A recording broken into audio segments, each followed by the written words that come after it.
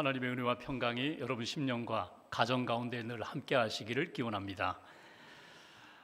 마이클 레빈이 지은 깨진 유리창 법칙이라는 책이 있습니다. 그 책에 깨진 유리창 이론이 소개되어 있습니다. 이 이론은 범죄학자인 제임스 윌슨과 조지 켈링이 1982년 월간 애틀랜틱의 깨진 유리창이라는 글을 소개하면서 알려진 이론입니다.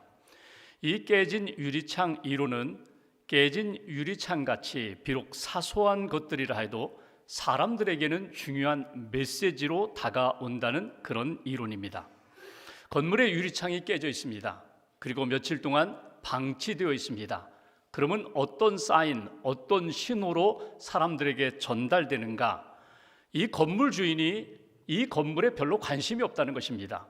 깨진 유리창을 그대로 방치하는 것을 보면서 이제 이 안에서 내 마음대로 들어가서 아무 일 해도 괜찮다, 이런 신호로 읽혀지고 들려진다는 것입니다. 그래서 비록 작은 유리창 한 장이 깨져 있지만 이것이 방치될 때에 엄청난 큰 범죄의 원인으로 연결될 수 있다, 이런 이론입니다. 이 이론을 신앙적인 관점에서 적용해 본다면 우리가 인생을 살아가면서 깨질 때가 있습니다. 깨진 유리창처럼 심령이 깨어지고 우리가 작은 죄에 물들 때가 있습니다. 그때 빨리 회개하고 빨리 회복되면 되는데, 빨리 유리창을 새 유리창으로 갈면 되는데 그렇게 방치합니다. 그리고 그 작은 죄를 계속해서 반복해 죄를 짓습니다. 그러다 보면 사탄이 그 깨진 유리창 틈으로 우리 안에 들어옵니다. 우리 내면에 들어오고 우리 가정에 들어오고 우리 심령의 영적 질서를 무너뜨리면서 하나님 기뻐하시는 거룩성도 잃어버리고 하나님 기뻐하시는 평강도 잃어버리고 살아가는 그런 인생이 될 수 있다. 아무리 작은 죄라 할지라도 방치하지 말라고, 회개하고 용서받고 회복되어서 하나님의 사람답게 거룩함과 은혜와 믿음과 평강으로 하나님 앞에 살아가야 한다고 그렇게 적용할 수가 있습니다. 여러분의 삶은 어떻습니까? 여러분의 삶에서 깨진 것은 무엇입니까? 육신적인 삶도, 또 내면의 삶도, 영적인 삶도 깨어질 때가 있는데, 여러분이 이 아침에 예배드리며 내 심령과 삶에 깨어진 것은 무엇인가? 여러분은 그 깨어진 것을 어떻게 회복하고 계십니까? 어떻게 회복하셨습니까? 오늘 성경에는 세례 요한에게 사람들이 이렇게 세례받기 위하여 몰려듭니다. 요단 강가로 세례받기 위하여 모여든 사람들에게 세례 요한이 강력하게 메시지를 전합니다. 회개하라, 천국이 가까웠다. 회개하고 회개에 합당한 열매를 맺으라고 전하는 말씀이 오늘 본문의 말씀입니다. 우리가 신앙생활하면서 하나님 앞에 어떻게 회개할 수 있을까? 회개한 이후에 하나님이 주시는 은혜 가운데 회개에 합당한 열매를 어떻게 맺을 수가 있을까? 오늘 말씀을 통하여 다시 한번 회개의 영성도 회복하고 회개에 합당한 열매도 얻는 하나님의 사람들로 세워지시기를 주님의 이름으로 기원합니다. 본문 7절 말씀을 제가 봉독하겠습니다. 요한이 세례 받으러 나아오는 무리에게 이르되, 독사의 자식들아, 누가 너희에게 일러 장차 올 진노를 피하러 하더냐. 8절 함께 봉독합니다. 그러므로 회개에 합당한 열매를 맺고 속으로 아브라함이 우리 조상이라 말하지 말라. 내가 너희에게 이르노니 하나님이 능히 이 돌들로도 아브라함의 자손이 되게 하시리라. 아멘. 오늘 요단 강가로 사람들이 오고 있습니다. 그들을 향하여 오늘 세례 요한은 이렇게 표현합니다. 독사의 자식들아. 여러분, 지금 이들이 누구입니까? 유대인들입니다. 아브라함을 우리의 조상으로 그렇게 믿고 믿음의 조상으로 따르는 사람들입니다. 그래서 그들은 혈통적으로 나는 아브라함의 후손이야, 나는 아브라함의 자손이야, 나는 하나님의 백성이야, 세상에 많은 사람들, 세상에 많은 민족들 가운데 우리는 선택받은 백성이야, 구원받은 백성이야, 우리는 하나님 나라 백성이야, 우리는 천국 갈 백성이야, 이렇게 알고 있는 그들이 오늘 세례받으러 주님께, 오늘 세례 요한에게 다가온다는 것입니다. 그들을 향하여 오늘 세례 요한이 이렇게 표현합니다. 독사의 자식들아. 이 표현은 무엇입니까? 너희들은 죄의 자식이라는 겁니다. 어둠의 자식이라는 겁니다. 거룩성을 잃어버리고 형식적으로는 아브라함의 후손이지만 영적으로 보면은 너희는 이미 아브라함의 자손 상실되었다. 하나님께서 이 돌들을 가지고 아브라함 자손을 만들 수 있는데 너희들이 스스로 아브라함 자손이라는 그 형식 때문에, 혈통 때문에 나는 회개가 필요 없어, 나는 당연히 구원받은 사람이야, 이렇게 생각하지 말라고 진정으로 회개하고 회개에 합당한 열매를 맺어야 한다고 주시는 말씀이 오늘 7절과 8절의 말씀입니다. 우리가 신앙생활 오래 했습니다. 당연히 나는 거룩한 사람으로 회개할 것이 없다고 생각하는 그런 상태에 아니라고, 하나님 앞에서 내가 거룩성을 잃어버리고 믿음을 잃어버리고 하나님이 주시는 영성 잃어버리고 껍데기로 살고 있지는 않은지 다시 한번 자기 점검을 하면서 오늘 회개에 합당한 열매를 맺으라고 하시는 그 음성 앞에 진실하게 겸손하게 설 수 있는 저와 여러분들 되시기를 주님의 이름으로 기원합니다. 그렇다면 우리가 회개에 합당한 열매를 맺으려면 어떻게 할까? 회개에 합당한 열매는 무엇일까? 본문 10절 말씀 제가 봉독합니다. 무리가 물어 이르되 그러면 우리가 무엇을 하리이까? 11절 함께 봉독합니다. 대답하여 이르되 옷 2벌 있는 자는 옷 없는 자에게 나눠줄 것이요 먹을 것이 있는 자도 그렇게 할 것이니라 하고, 여기 중요한 표현이 하나가 있습니다. 나눠줄 것이요, 나눠주라는 것입니다. 너희 옷이 2벌 있으면 옷 1벌을 옷 없는 사람에게 나누어 줄 것이고, 양식이 있다면, 일용할 양식이 있다면 일용할 양식이 없는 사람들에게 그 양식을 나누어 주라. 이것이 회개에 합당한 열매라고 그렇게 말씀을 주십니다.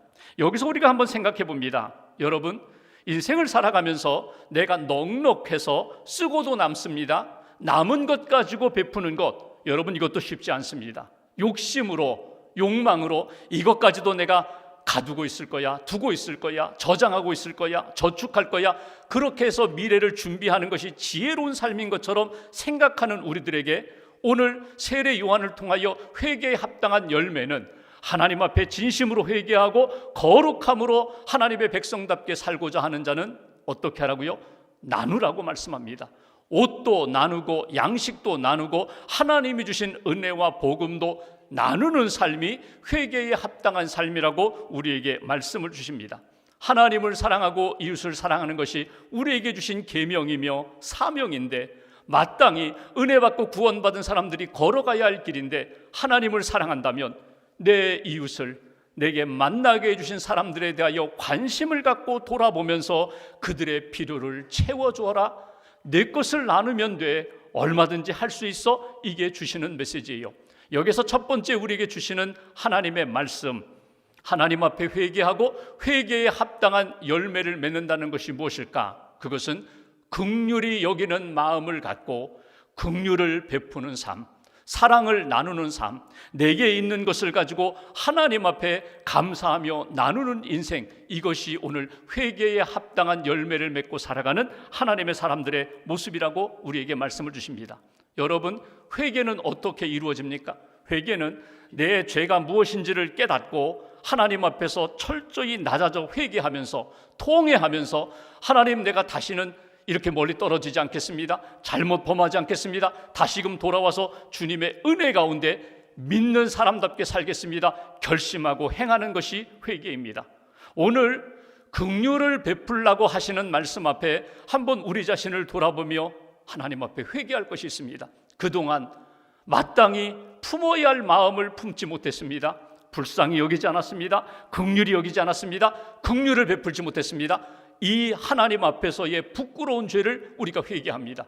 그리고 주님, 내게 긍휼히 여기는 마음을 허락해 주옵소서. 주님이 나를 긍휼히 여기셔서 내 죄가 용서함 받았는데, 하나님, 내 주변에 있는 사람들을 사랑의 눈으로 긍휼히 여기는 마음으로 돌아보지 못했다면 이 아침에 긍휼히 여기는 마음을 허락해 주옵소서. 그리고 긍휼의 삶을 살게 해 주옵소서. 여러분, 나누는 것 쉽지 않습니다. 그런데 나눌 수 있는 비밀이 있습니다. 그것은 긍휼히 여기는 마음이 풍성하면, 사랑하는 마음이 풍성하면 자연스럽게 얼마든지 일용할 양식도 나눌 수 있고, 내가 가지고 있는 옷들도 나눌 수 있고, 내게 있는 은혜도 나눌 수 있는 하나님의 사람으로 하나님이 만들어 주신다는 거예요. 그래서 이 아침에 우리가 기도합니다. 하나님, 회개하고 용서받았으니 긍휼히 여기는 마음으로 채워주옵소서. 긍휼히 여기는 삶을 살아갈 수 있도록 내 마음과 손과 입술을 주께서 주장해 달라고. 여러분, 인생을 살아가면서 그 욕심 때문에, 욕망 때문에 하나님의 영광을 가린 적이 한두 번이 아닙니다. 하나님이 기회를 주셨는데 욕심 때문에 그 기회를 놓치는 때가 적지 않았다는 거예요. 여러분, 하나님 앞에 기도하면서 하나님 내게 주신 것 사랑하는 마음으로 나누고 베푸는 하나님의 사람들. 프랑스의 마르키스 드 라페예트라는 사람이 있습니다. 이 사람은 프랑스 귀족입니다. 재산도 많아요. 많이 배웠어요. 은혜도 있고 능력도 있어요. 크리스찬이에요. 이 사람이 미국 독립전쟁 당시에 조지 워싱턴 협력해서 전쟁에서 승리를 이끌었어요. 그리고 다시금 프랑스에 돌아와 봤더니 자기 농장 그 인근에 전염병이 돌아가지고 농사가 자체대로 되지 않았어요. 밀 농사에 수확물이 별로 없었습니다. 근데 다행히도 이 라파예트 농장은 아주 적지 않은 농산물을 거뒀어요. 창고에 가득 쌓아두었습니다. 어느 날 친구가 왔어요. 이 지역이 다 흉년인데 먹을 것이 없다고 아우성인데 자네는 어떤가? 아, 우리는 다행히 그나마 풍성하게 거두었어. 창고에 쌓아둘 수 있어. 그랬더니 친구가 라파예트에게 이렇게 이야기합니다. 기회야. 지금은 밀을 팔 때야. 지금 밀 팔면 몇 배의 소득을 얻을 수 있어. 몇 년 동안 농사져 얻을 수 있는 것을 한 번에 얻을 수 있어. 내다 팔아. 밀을 팔아. 그랬더니 라파예트가 그 이야기를 듣고 이렇게 얘기합니다. 지금은 밀을 팔 때가 아니라 밀을 나눌 때네. 밀을 나누어 줄 때야. 이때를 놓치지 말아야지. 그리고 창고에 쌓여있는 그 밀들을 다 인근에 있는 가난한 사람들에게, 흉작으로 인하여 먹을 것이 없는 사람들에게 나누어 주었다는 거예요. 이게 믿음의 사람이에요. 이게 영향력 있는 사람이에요. 이게 하나님이 기뻐하시는 사람들의 모습이에요. 때가 있어요. 기회가 있어요. 항상 내게 있는 것을 나누라. 긍휼히 여기는 마음을 가지고 나누고 베풀고 섬기라고 말씀하셨는데, 하나님이 결정적인 시간에 내 마음에 감동을 주셔요. 지금이다. 지금이 나누어야 할 때야. 내가 가지고 있는 지식도 경험도, 내게 주신, 하나님이 내게 주신 은혜와 은사도 나누어야 할 때야. 복음도 나누어야 할 때야. 하나님이 주신 마음 잃어버리지 않고 긍휼히 여기는 마음을 품고 긍휼의 삶을 살아갈 때에 오늘 회개에 합당한 구원받은 사람, 은혜 받은 사람, 거룩한 삶으로 하나님 앞에 영광 돌릴 수 있다는 것입니다. 회개의 열매가 무엇일까? 하나님, 긍휼의 마음 놓치지 않게 해주옵소서. 긍휼히 여기는 마음으로 긍휼을 실천하는 저와 여러분들 되시기를 주님의 이름으로 기원합니다. 두 번째로 12절 말씀 보실까요? 제가 봉독합니다. 세리들도 세례를 받고자 하여 와서 이르되 선생이요 우리는 무엇을 하리이까 하매 13절 함께 봉독합니다. 이르되 부가된 것 외에는 거두지 말라 하고. 아멘. 여러분, 여기 지금 세례 요한에게 많은 무리들이 지금 세례받기 위하여 왔어요. 회개의 세례를 받고 있습니다. 거룩해지기를 원합니다. 구원받기를 원합니다. 하나님의 자녀가 되기를 원합니다. 많은 사람들이 지금 세례 요한에게 몰려왔어요. 근데 특별한 사람들이에요. 세리들도 왔다는 거예요. 여러분, 당시 세리는 어떤 사람들입니까? 세금을 거두어 드리는 사람이에요. 로마 정부가, 로마가 다스리는 그 나라에 세금을 징수하는 방법은 도급제였습니다. 그러니까 로마 군인이나 로마 시민이나 로마 공무원이 직접 세금을 거두는 것이 아니라 그 나라 사람들 가운데 어떤 그룹, 단체나 사람들을 지명하여 네가 세금을 거두어라. 이 정도 거두면 돼 하고 그 세금을 정해주고 세금을 거두게 만들었어요. 그 세금을 거두는 사람을 세리라고 하는데 혼자 다 그것을 감당하지 못하니까 또 자기가 사람을 고용해서 사람들로 하여금 세금을 거두는 그런 일들을 감당했다는 거예요. 여러분, 사람들 입장에서는 정당하게 적절하게 세금을 거두면 참 좋겠는데 로마 정부가 부과한 세금 이상으로 몇 배나 덧붙여서 세금을 거두는 거예요. 그러니까 유대 사람들 입장에서는 세리들은요 도둑놈들이에요. 강도예요. 매국노예요. 그러니까 심지어 거지들도 세리가 주는 돈은 받지도 않았어요. 내가 그 더러운 돈 안 받겠다고. 그러니까 사람들로부터 손가락질 당합니다. 사람들로부터 외면당합니다. 죄인 취급당합니다. 근데 그들이 오늘 하나님의 은혜를 사모하여 세례받고자 왔다는 거예요. 갈급한 심령이 있다는 거예요. 은혜 받고 싶고 자기들도 구원받고 싶은 마음으로 오늘 요한에게 찾아왔다는 것입니다. 우리는 무엇을 해야 합니까? 우리는 무엇을 해야 합니까? 어떻게 해야 우리가 거룩해질 수 있습니까? 세례 요한이 그들에게 한 이야기는 무엇입니까? 부가된 것 외에는 거두지 말라. 이 얘기가 뭐예요? 부정과 불의를 자행하지 말라는 거예요. 정당하게, 정직하게, 진실하게 너희들이 살아가라는 거예요. 여기 여러분 한번 보십시오. 여기서 그 세리라는 직업은 좋지 않아, 그거 버려, 그만둬, 이렇게 이야기하지 않아요. 너희들이 맡은 자리에서 해야 할 일을 정직하게 감당하는 것, 그것이 회개에 합당한 열매라고 오늘 가르쳐주는 것을 우리가 보게 됩니다. 여기에 우리에게 주시는 두 번째 메시지가 있습니다. 회개하고 회개에 합당한 열매를 맺는다. 그 삶은 무엇일까? 회개에 합당한 열매는 하나님 앞에서 정직하게 살아가는 것, 사회, 세상 속에서 사람들과의 관계 속에서 정직과 진실을 잃어버리지 않는 것, 부끄럽지 않게 살아가는 것, 하나님이 주신 사명과 책임을 감당하는 것, 이것이 회개에 합당한 열매라고 그렇게 말씀합니다. 그러니까 불의와 부정 거리를 두고 하나님 앞에 진실하게 정직하게 살아가는 것.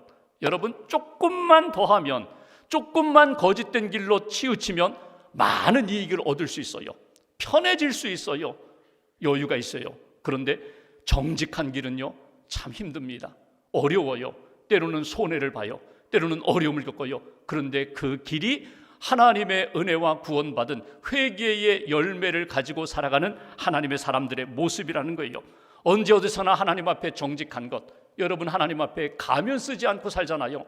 여러분, 예배드리러 올 때에 위장하고 포장하고 전혀 안 그런 것처럼, 전혀 죄 없는 것처럼 여러분 이런 가식으로, 이런 위선으로 하나님 앞에 예배드리지 않고 정직하게 예배드리는 것 하나님이 기뻐하십니다. 상한 심령으로 예배하는 것 하나님이 기뻐하세요. 사람들과의 관계 속에서 내가 가지고 있는 진실을 지키는 것, 어렵고 힘들어도 하나님 앞에 부끄럽지 않게 정직한 길을 걸어가는 것. 여러분, 삶의 자리가 다 달라요. 직업의 현장이 달라요. 공무원은 공무원으로서의 정직함을 지키고, 사업하는 분들, 장사하는 분들은 이윤을, 적정한 이윤을 가지고 사업도 하고 그리고 장사도 하는 것. 내가 언론인이든지 학교에서 학생을 가르치든지 어느 곳에 있든지 하나님이 내게 주신 삶의 자리에서 믿음을 지키고 거룩함을 지키며 살아가는 것, 이것이 하나님의 은혜와 구원받은 회개의 열매를 맺는 성도들의 모습이라고. 몇 년 전에 3.1절 독립운동에 관한 일본 헌병대 일지가 발견됐어요. 3.1 만세 운동 때 일본 헌병대에서 이루어졌던 일들에 대하여 일지가 있는데 그 일지가 발견됐습니다. 거기에 보면은 헌병대장과 그의 부하가 이렇게 대화하는 내용이 거기에 실려 있어요. 무라카미라는 헌병대장 그리고 다나카라는 그 부하가 이런저런 대화를 나눕니다. 대장이 이런 이야기를 합니다. 이번 폭동은 조선 야소교인들이 주도해서 생긴 일이다. 야소교인이라는 것은 예수교인이라는 거예요. 이 폭동은 조선 예수교인들, 예수쟁이가 일으켜서 생긴 폭동이다. 그러니 주동자를 색출하여 잡아들여야 한다. 그들에게 먼저 예수 믿는지를 물어보고 예수 믿는다고 하면 무조건 잡아들여라. 그러자 그 부하 다나카가 이렇게 대장에게 질문합니다. 믿으면서 안 믿는다고 거짓말을 하면 어떻게 합니까? 그러자 대장이 이렇게 얘기합니다. 조선의 야소교인들은 절대로 거짓말을 하지 않는다. 조선의 야소교인, 예수 믿는 교인, 크리스찬들은 절대로 거짓말을 하지 않는다. 여러분, 일본 사람들이 볼 때에도, 일본 헌병이 볼 때에도 그리스도인들, 교회 다니는 사람들은 절대로 거짓말하지 않는다. 때로는 핍박도 있고 어려움도 있고 감옥에 가더라도 그들은 진실하다. 그렇게 인정받았다는 거예요. 여러분, 오늘날 교회와 기독교인들이 왜 세상 사람들로부터 조롱을 받습니까? 왜 사회의 비판을 받습니까? 여러 가지 이유들이 있지만 딱 한 가지를 꼽으라면 정직하지 않아서 그렇습니다. 진실하지 않아서 그렇습니다. 분명히 그 사람 교회에 다녀요. 직분도 가지고 있어요. 그런데 거짓말해요. 정직하지 못해요. 이것이 하나님의 영광을 가리게 된다는 거예요. 여러분 초대교회 성도들이 그러했던 것처럼 핍박과 고난 가운데서도 끝까지 진실함과 정직함을 지켰던 것처럼 여러분 나의 삶의 자리에서 하나님 앞에 진실하게 정직하게 살아가는 것, 이것이 회개에 합당한 열매를 맺는 믿음의 모습이라고. 성경에 보면은 세리 가운데 예수님의 부름받은 사람들이 많이 있어요. 레위, 마태. 여러분 세관에 앉아있다가 너 나 따르라. 그래서 예수님의 제자가 됐거든요. 예수님의 12제자 가운데 참 불편한 사람이 바로 마태라는 사람이에요. 레위라는 사람이에요. 여러분 세리입니다. 그렇게 싫은, 보고 싶지도 않은 그 사람이 예수님의 제자가 되었어요. 그 사람이 예수님의 부름받고 믿음으로 헌신하면서 예수님의 제자로 평생 살아가잖아요. 누가복음 19장에 보면은 삭개오라는 사람이 나와요. 키가 작아요. 세리장이에요. 여리고 그 도시의 세무 고위 공무원입니다. 자기 밑에도 여러 직원들이 있어요. 어느 날 예수님이 여리고에 방문하셨다고 하니까 예수님 만나기 위하여 막 달려갑니다. 사람들이 에워싸고 있으니까 보이지 않아요. 키가 작아서. 그래서 돌 감람나무 위로 올라갑니다. 뽕나무 위로 올라가서 그 나뭇잎 사이로다가 예수님을 보고 있어요. 훔쳐보고 있어요. 예수님이 아시고 삭개오야 내려오라. 자기 이름을 부르시네요. 삭개오야 내려오라. 내가 오늘 내 집에 하루 머물러야겠다. 막 신이 나가지고 이 삭개오가 예수님을 모시고 자기 집에 갑니다. 친구들을 초청해서 잔치를 벌입니다. 여기 온 친구들은 누굴까요? 세리 친구, 세리예요. 죄인들이에요. 그들이 모여서 예수님의 말씀을 듣습니다. 잔치를 하며 은혜를 받습니다. 삭개오가 그 예수님을 모신 자리에서 은혜를 받아요. 자신의 죄를 회개해요. 누가복음 19장 8절에 보면은 삭개오가 서서 주께 여짜오되 주여 보시옵소서, 내 소유의 절반을 가난한 자들에게 주겠사오며 만일 누구의 것을 속여 빼앗은 일이 있다면 내 갑절이나 갚겠나이다. 여러분, 이 기준은 어떤 기준일까요? 구약 율법에 나오는 기준이에요. 세리는 당시에 다 속여서 빼앗은 거예요. 그래서 부를 축적한 거예요. 근데 삭개오가 이야기합니다. 이제는 다 나눠주겠다는 거예요. 반을 잘라 가난한 자들에게 주고 속여 빼앗은 것 다 속여서 빼앗은 거예요. 4배씩 다 갚게 줍니다.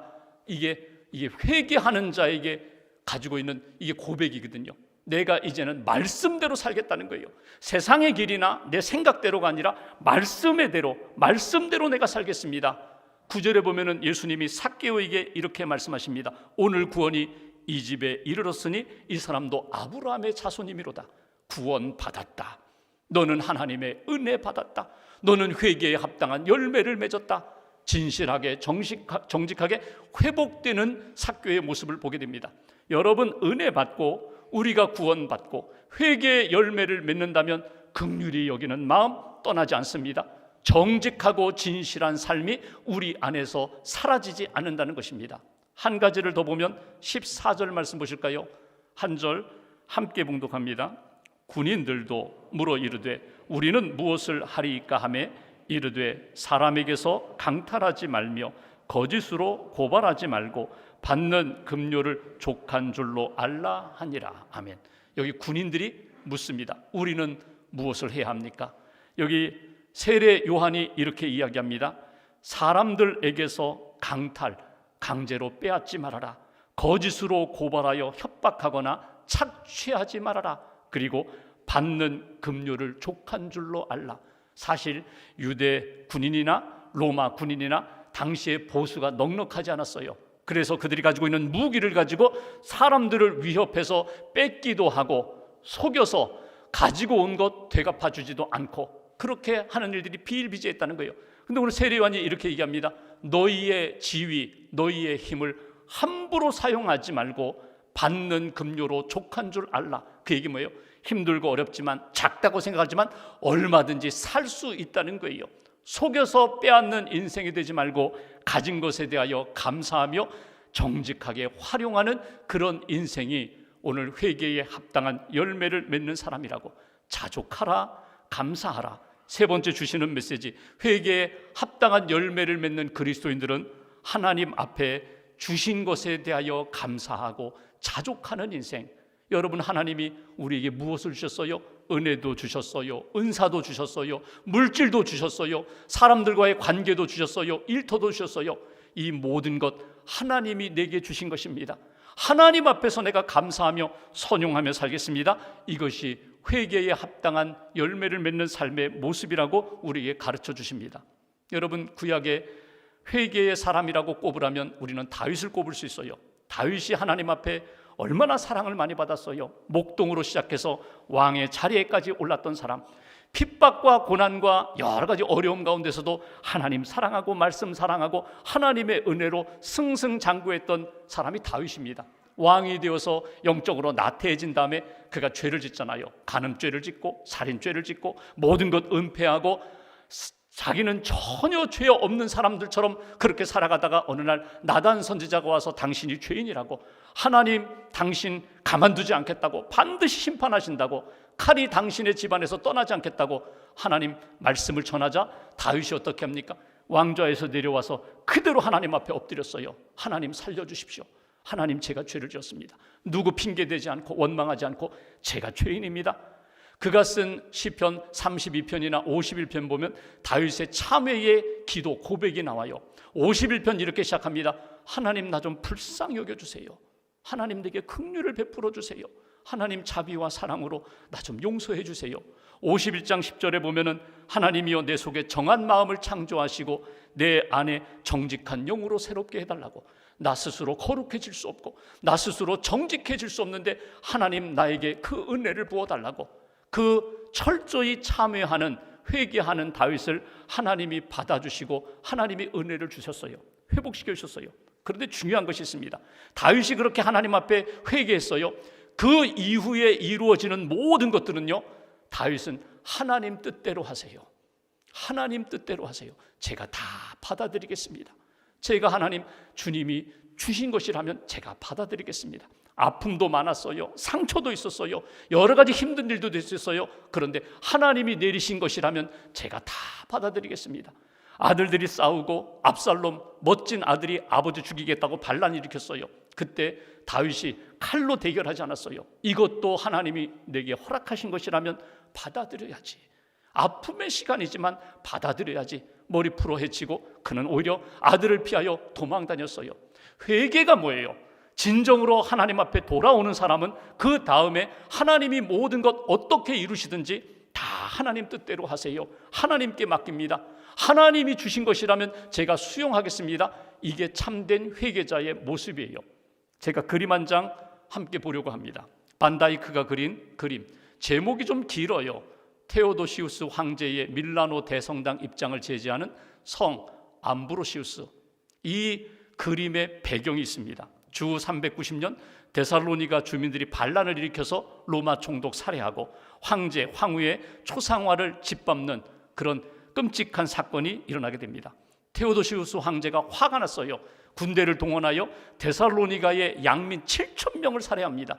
이 소식을 암브로시스가 들었어요. 그리고 회개하라고, 당신 당장 회개하라고 로마 황제에 대하여 편지를 보냅니다. 그런데 회개하지 않았어요.